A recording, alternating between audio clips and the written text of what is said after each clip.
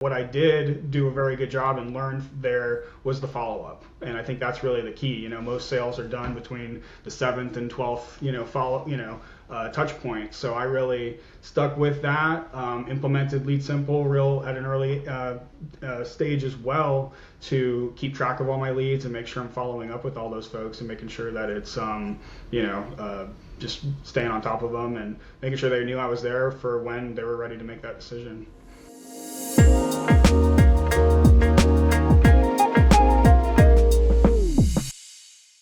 Today I'll be speaking with Brock Bolduc, broker owner of Sun Pro Realty based out of Port Orange, Florida. Brock started his business in 2020 and has grown his company to manage close to 300 doors in the Daytona Beach market. So Brock has experienced some impressive growth over just 6 years, growing to 300 doors, and he was kind enough to speak with me today to share his experience and lessons he's learned along the way. So without further ado, let's get straight to it so you can start to learn from Brock. So Brock, thank you so much for joining me today. Really appreciate you taking the time to speak with me. To kick things off, can you tell everybody a little bit about your background and experience in property management?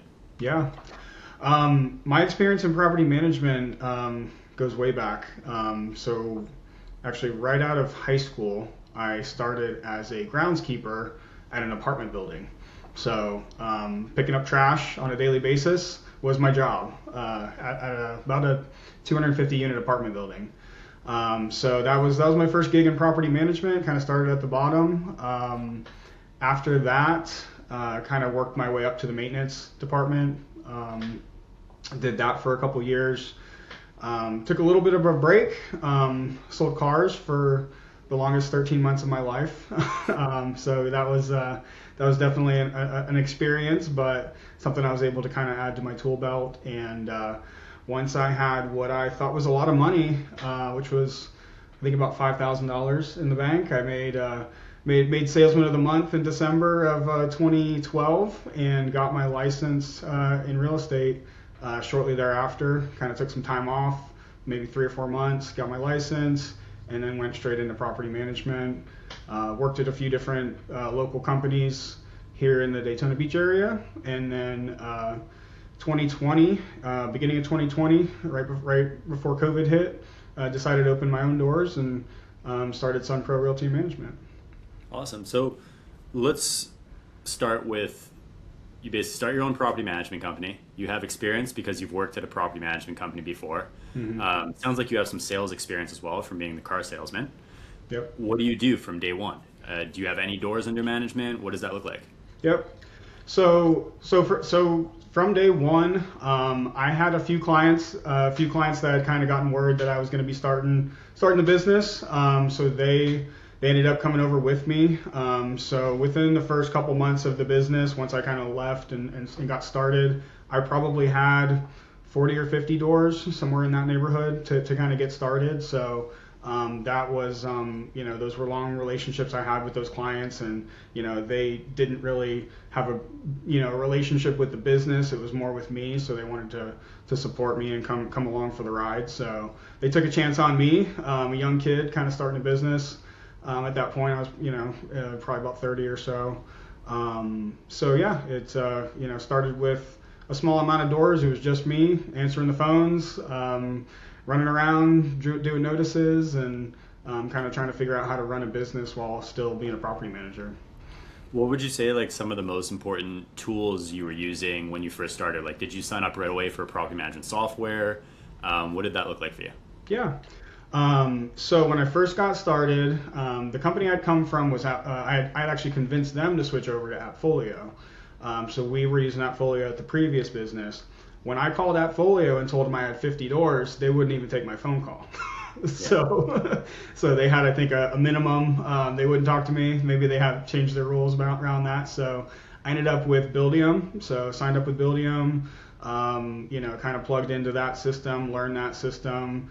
I hadn't had to do the property accounting and things like that at my previous stops. So I kind of had to learn how to do all of that stuff on the fly. But yeah, I started with Buildium, and then got the phone system, got Ring Central up and running, got just any tool that kind of plugged into Buildium. Went ahead and added that, Tenant Turner, things like that, to just try to expand myself, make things as easy as possible as I could while I was just by myself. Okay. And in your first year, was the mindset, let me figure out this business before I grow, or did you right away have a growth mindset? I mean, I've had a growth mindset since I was, a young age. So I've always kind of wanted to succeed and wanted to build. When I first started, it was mainly about surviving. It was like, okay, at that point I had two young kids at home, and wanted to make sure that I could still put food on the table for them. So I think that's kind of the first evolution of entrepreneurship is just surviving that first, that first year, first couple years. But I just kept doing what I was doing, and the business just kind of grew organically. People heard about me or already knew me from previous relationships, and it just kind of kept building on top of it from there. Hey, quick break from the interview, just for a second. If you're listening to this podcast, there's a good chance you're looking to grow your property management business. Our team at Upkeep Media is offering a free property management lead generation session to all podcast listeners. Just visit our website at upkeepmedia.com/growth. Fill out the form on that page, enter the coupon code PODCAST, and you'll sign up for a free property management lead gen session. A team member will reach out to you at the time that you book. During that call, we'll show you what your top local competitors are doing to bring on new properties to manage. We'll take a look at where you're currently positioned online, and then give you actionable strategies that you can use to grow your property management business. Just visit upkeepmedia.com/growth, fill out the form on that page, and we'll speak with you soon. All right, let's get back to the interview. What point would you say, and I guess in terms of door count, did it take you to organically, like just through word of mouth? So you started with, you said, between 40 to 50 doors, and then just by being in business, word kind of got around. What did that, what door count did that allow you to get to? I would say that probably got to me to around 100 doors. Kind of getting out there. I attended a lot of real estate investment clubs, so networking, chamber of commerce.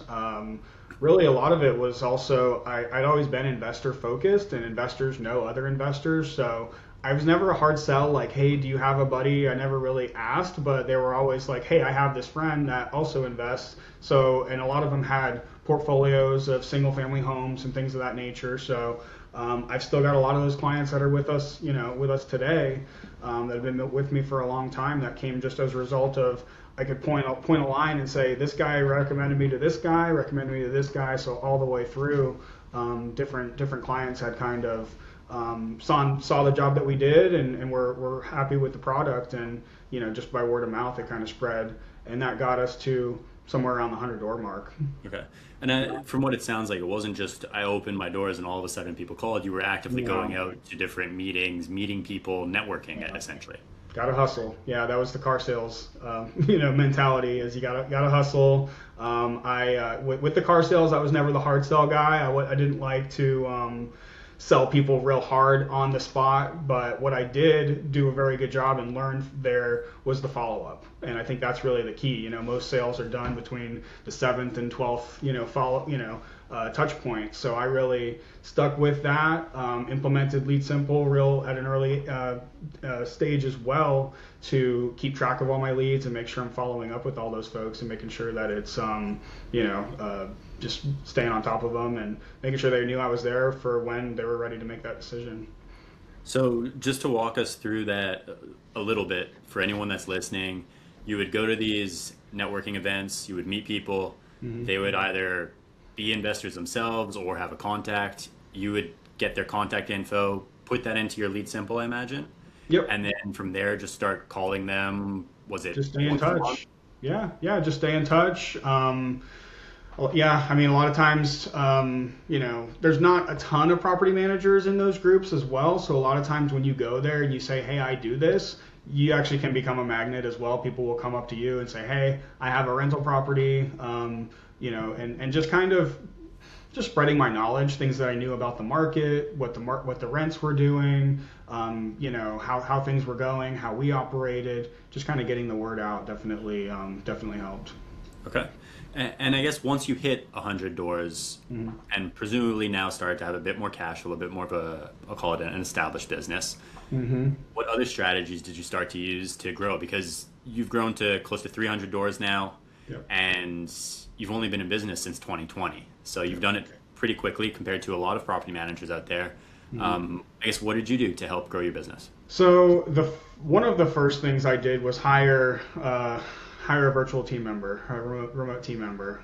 His name's Theo. He's actually employee number one, and he actually still works here. So I'm pretty proud of that. I would say he came on at about 80 doors, and what that allowed me to do was to quiet some of the noise, the daily noise of tenant phone calls. At least that was the first thing I handed off was residents, leasing calls, just the noisy part, so I could focus on the building of the business. Once I kind of bought some of my time back by bringing him Just in. to interrupt you, where was it that you found your virtual assistant? It was just a one of those online groups. It might have been, I think it might have been Rocket Station or something like that.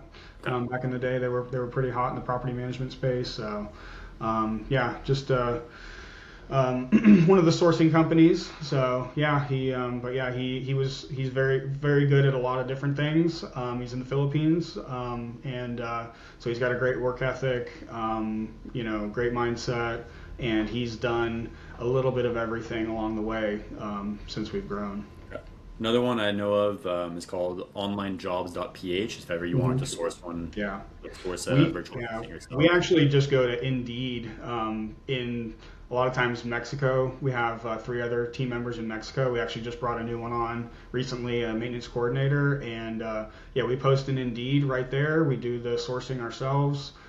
It's probably a little more work than some of the staffing companies that are out there, but we're also have a little more control of the process. We do the initial screening, initial interviews, and we've had pretty good success. Most of my team members have been with me for 2+ years. We don't have a lot of churn in our organization. And you'll put that up on Indeed Mexico? Mm-hmm. And the job post everything in English. It posts. We post in English. I'm not sure if it shows up in Spanish or not, but yeah, for us it's in English. And then obviously speaking English is a prerequisite. We have them do some screening things. One would be like read a script with some words that might be a little more difficult, and then send us a recording of that. That way we can kind of listen to how their English is before we schedule like the next round of interviews. It's not just looking at their resume and saying, okay, they have the experience, but then we get on and they might be difficult to understand. Unfortunately, that's just something that's been, very important to us. But being based in Florida, having Spanish speaking employees has been a huge benefit. Like we have a lot of Latino influence here in our area, so they're able to actually communicate much better with those residents as well. Makes sense. That's a smart thing that you just mentioned because when you post it on Indeed, sometimes you'll get literally hundreds of applicants. Mm-hmm. And you're sitting there like, how am I supposed to go through everybody? Yeah. One thing I usually recommend, which sounds like very similar to what you implemented, is some sort of test where they have to take an extra step. And all of a sudden you'll go from hundreds of applicants to maybe dozens, because a lot of these people, they'll see the application, they'll just click apply. Mm-hmm.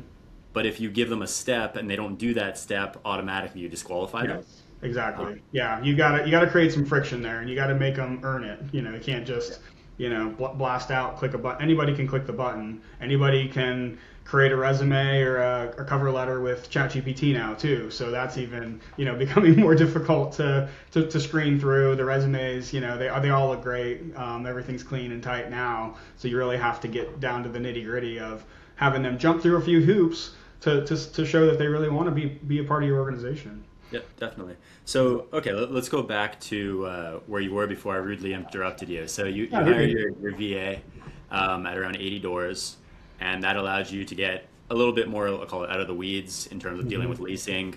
What else did you do to help yourself in terms of your growth? So once we got to around 100 doors, it obviously the economics start to get better. We have a little bit more free cash flow. I'm not just making rent or a mortgage every month or that sort of thing. So we have some options, I guess. We're kind of out of that first sand trap. And what we did is we brought on you guys, Upkeep. I think I've been a client for the last, 5 years? I think it's back 2021 or so. So yeah, we brought you guys on. I think I had built a website with Wix. I think that's what we were running on back then. I don't know if that's still a thing or not, but I had built it myself. So I had brought you guys, the experts, in, put the website together. Your team, we kind of played around with AdWords versus SEO. We decided that in my market, we ran the ad spend and it just didn't make sense. So we kind of diverted more funding to working specifically just on the SEO. So and honestly, just staying committed to that every month, having you guys put blog posts and backlinks and all the other fancy stuff that I've no clue how it works, but you're the expert, so I let you guys handle that, and we've gone from not ranked at all to number one at most of the high buyer intent keywords here in my area. One thing I want to touch on also that you do a great job of are reviews. How do you entice people to leave your reviews? What's your strategy behind that? Because I think that's something extremely important in property management that a lot of people struggle with. Yeah, thank you for reminding me that. So we're currently on Google. We're 4.8 with over 300 reviews. We're super proud of that. We set goals as a team to get to those specific milestones. We had a goal to get to 300 by the end of last year, and we were able to kind of eclipse that. So that was good. The biggest thing with reviews, from a business owner standpoint, to be perfectly honest, is incentivize your team. That's a big part of it. Incentivize your team. I do give them a small bonus every month for the reviews, so that kind of puts it at least at the top of their mind, where if the business is doing well, then they're also going to do well.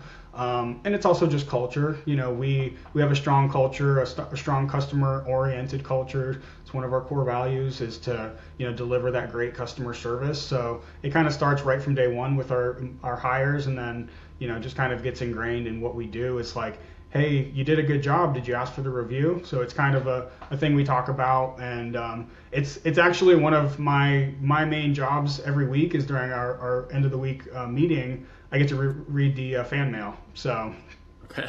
So we go through all the Google reviews. We read the good ones. We read the bad ones. The bad ones, I used to get all upset and take it really to heart when we got a bad review, and now I just kind of understand that it is part of the business. We're in property management. We're the punching bag for everybody. So, we're always, can't make everybody happy every time, but what we do is take those reviews that are bad and, make sure we respond to them, and make sure that anybody that is reading the reviewer's side of the story also hears our side of the story, and can kind of put two and two together and understand that we do care. Things are going to go wrong, but we still stand behind what we do every day.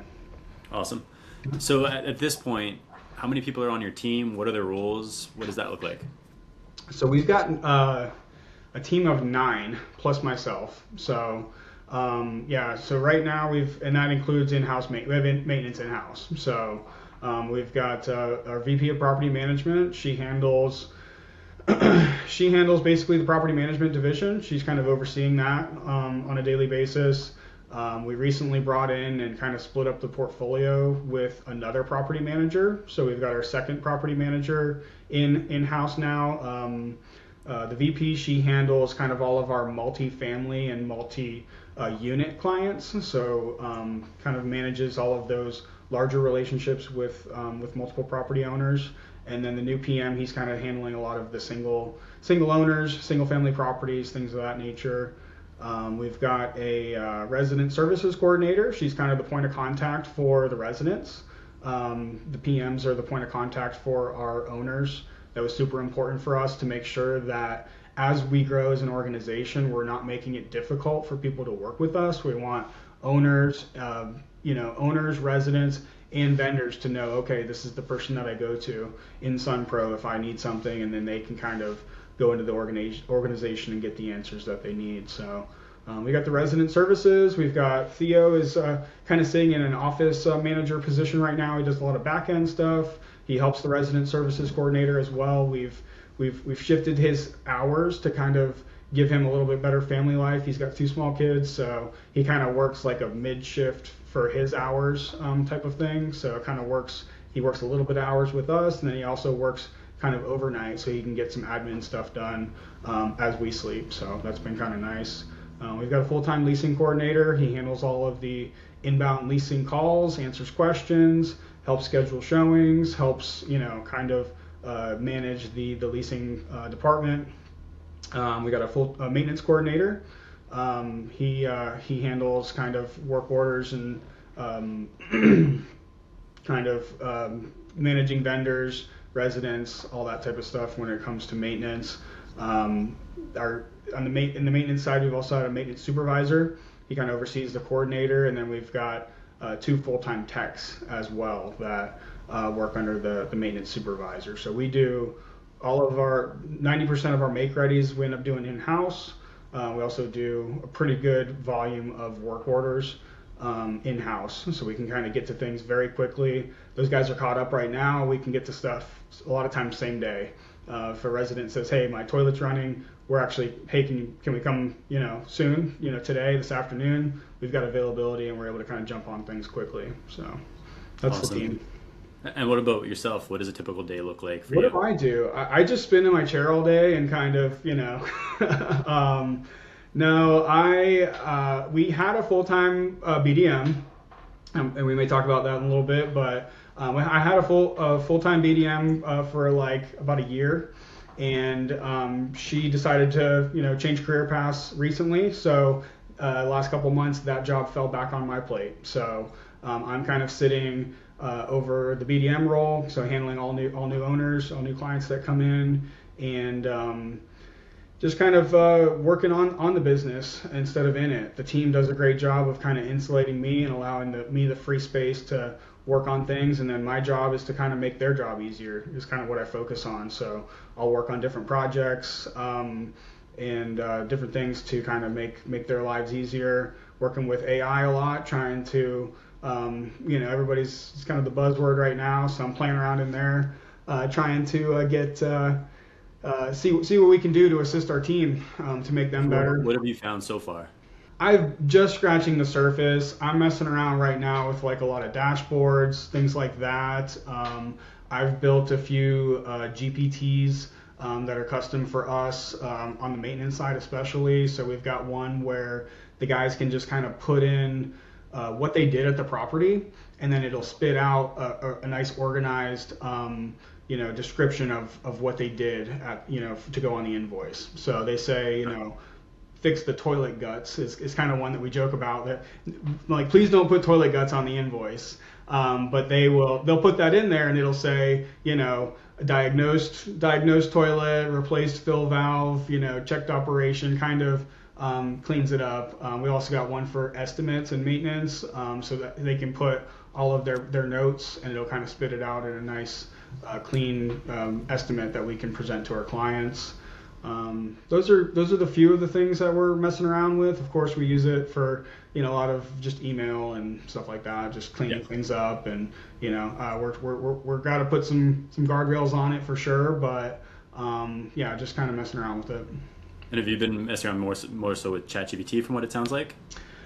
We started with chat, and now I'm starting to play around with Claude Cowork, kind of seeing what the agent space can do for us, because I'm seeing a lot of that. So I've kind of played around, and there's some things that some back-end admin tasks like entering bills and some other things that I'd like to see that we make more automated, to where it just gives our team more time to serve our clients, whether it's owners, residents. If they're not worried about doing paperwork and clicking buttons, they can be there on the phones. They can answer questions and just kind of be there for our clients in a better way. Okay. So now that you're back in the BDM seat, for those that don't know, that stands for Business Development Manager. Can you walk me through a little bit like what the sales process looks like? So as a lead comes in, what's the next step? Yeah, so our sales process, I prefer to use a consultative approach to selling. Again, I'm not a hard sell, even though I did have the car sales background. It's just not who I am as a person. So I start with just a lot of discovery. What's the situation? How can we help? identifying if they're going to be a good fit for us or not very quickly, just making sure that I don't waste their time. So there's certain types of properties, certain types of, we don't do short term, we don't do furnished. We have a pretty narrow, relatively narrow scope we try to stick in, even though people try to pull me in all the different directions, but I try to keep the blinders on what we will manage and what we won't. So just doing a good discovery, finding out what their issues are, how we can be of service. I mean, we're full service brokerage as well. So there's been a lot of instances, especially recently, where I talk to somebody and they're not sure if they should buy or if they should sell or rent, and kind of giving them all of those options and being there to just kind of help them and explain that, hey, I can take you through the whole cycle. I can help you fix it up. I can help you rent it out. I can help you sell it on the back end. That's kind of our approach with them. Okay. And is this usually done in one call? Like the lead will call in, let's say, you pick up and have an hour-long conversation with them on the spot? Sometimes, and not usually, but sometimes, and I think that's a result of our reputation. The ones that go very easy are they already can kind of see our reputation out there on Google reviews, things like that. A lot of times when I get on with folks, that's where they found us.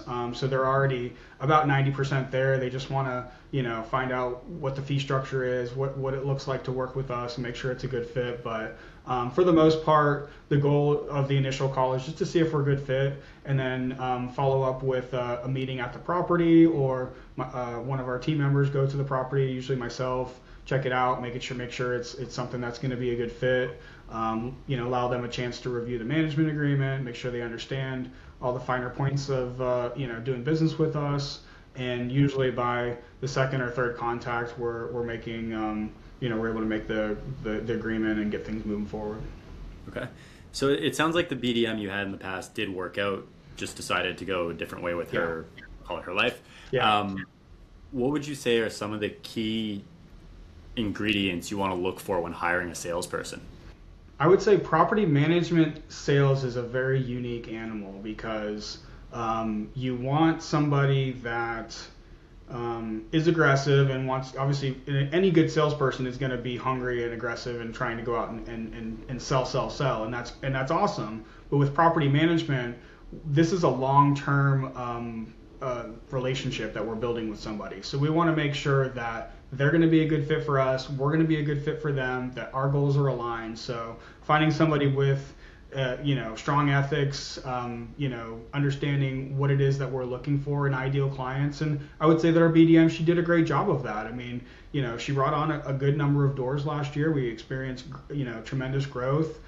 Some of them fall off, but that's also just a matter of when if you bring on 20 people, there's going to be a few that, it just doesn't work out. So, but yeah, just having strong ethics in the property management BDM role. I use a coach to kind of help train, all of the BDMs as they come on. So that's been helpful as well to kind of make sure we put the good groundwork in place. So you mentioned that you work with single family and also multifamily. Do you generally prefer single family homes or working with multifamily? Yeah, so we've kind of gone back and forth on it. We originally thought that multifamily was kind of the way to go, and we wanted to kind of grow, add a bunch of doors. But what we found is multifamily clients tend to be not quite as sticky. Sometimes the reward for doing a good job with a multifamily client is actually that they sell the property and that you may or may not keep the management of it. So we've had a few instances where we took on a property, we got it, kind of turned around, operating correctly, and then in the multifamily world, that increases the value exponentially. So of course the sellers or the owners wanted to go ahead and sell. They sold it, new buyer wants to self-manage or has their own manager that they already like to use, so we would kind of lose some clients that way. We found that in the last couple years they would only stick around for maybe a year or two. It just wasn't a long-term thing, and it was great when you added a bunch of doors, but then it also hurt a lot when you lost a bunch of doors at the same time. And a lot of times it wasn't our fault. It was just a matter of the market and other circumstances. So we've kind of shifted. We really would now, I think, prefer single-family owners. Even if it's multiple properties, single family, a lot of those clients that we have with portfolios of single family homes, they're not as, that's a long-term play for them. They're not really looking to, just flip it in a couple years. They're looking to, it's usually their retirement plan or things that they want to pass down to their kids. So we manage multiple portfolios for folks that's the case for them. Makes sense. That's an interesting take. I didn't realize that there was a much lower average retention rate for multifamily compared to single family. That's just been our experience, and again, it could be just market circumstances, but yeah, I mean they're typically on a 3 to 5 year cycle where they want to, they're trying to flip it. Really, it's just a longer term flip of increase it and then sell it off. So we've seen that happen a few times. Got it. So you've now been in property management for pretty much over a decade, whether your own shop or working for someone else. During your time in property management, what is the craziest story or experience that you've encountered? Craziest story? I had the broker at my last company. He was actually writing a book on that, all the crazy stories in property management. But one of the little crazier ones recently was I was still on call for maintenance, and we got a call from somebody that said, "Hey, I see your sign in front of this property." This was probably 8 or 9 o'clock at night. I see your sign out in front of this property, and it looks like somebody's going in and out. And I kind of looked it up, and I'm like, okay, there's not supposed to be anybody there. So I drive up there. It was, a 10 or 15 minute drive from my house, and there's this guy like coming in and out of the garage, and I didn't know what was going on. So I called the police. I didn't know who he was or anything like that. And then he kind of confronted me, and like, "Hey, who are you?" He's like, I'm the owner of the property." And I'm thinking, I know the owner of the property. She lives down the street. I sold her, the house down the street. You're not the owner. So we kind of got in this little argument about it. So he runs away, and then he comes running back. I thought he was running towards me. Thankfully, he was just running by me. But it turned out the actual owner of the property came out, and she said, "No, that is my husband." And apparently he was just working on the sprinklers at 9 or 10 o'clock at night. I don't know why, but that was a little bit of, I guess, egg on my face. I guess it was maybe a good thing that I showed up and she saw that we really cared, and we were, so it ended fine. We shook hands, everything was good, but I called the cops on the owner of the property because I didn't know who he was. Okay. Well, thankfully nothing escalated. It didn't escalate, no. Luckily it was pretty calm after that, but it was a little tense there for a minute. I can imagine. So if you could go back in time to when you started your journey in property management, what would you say is the one thing that you would change that would have the biggest impact on helping you succeed at a faster pace? For me, it's been maintenance. So we brought the maintenance in-house somewhere around 100 to 125 doors, I would say. Kind of just out of convenience. I mean, it's my background, it's where I came from. I knew that I couldn't do it myself, but so I did hire somebody to come on and do it. The reason it kind of delayed is maintenance is just very it's very service heavy. It's very difficult to manage. There's a lot of moving parts, the people involved. And it's kind of pulled me away from focusing on building the business when I'm worried about making sure that maintenance is handled, or the HR issues that come with blue collar employees. We had a lot of turnover in that department for a long time. Had supervisor just kind of drop everything and leave out of the blue with a couple other folks working underneath him still. And so I had to step back into that role as the maintenance supervisor and kind of make sure that guys are staying busy, making sure that they still have, I feel a big responsibility from all my employees. So I want to make sure they're busy, they're getting a paycheck each week. So I would say that diverted a lot of my attention away from the sales and building the property management side of the business is the maintenance. So if I could do it over again, I might have waited until we were maybe closer to the size that we are now before I really brought it in house, and maybe just kept it on the side, kept it third party using other vendors to get to a bigger point before we try to bring it in-house. Okay, that's some good advice.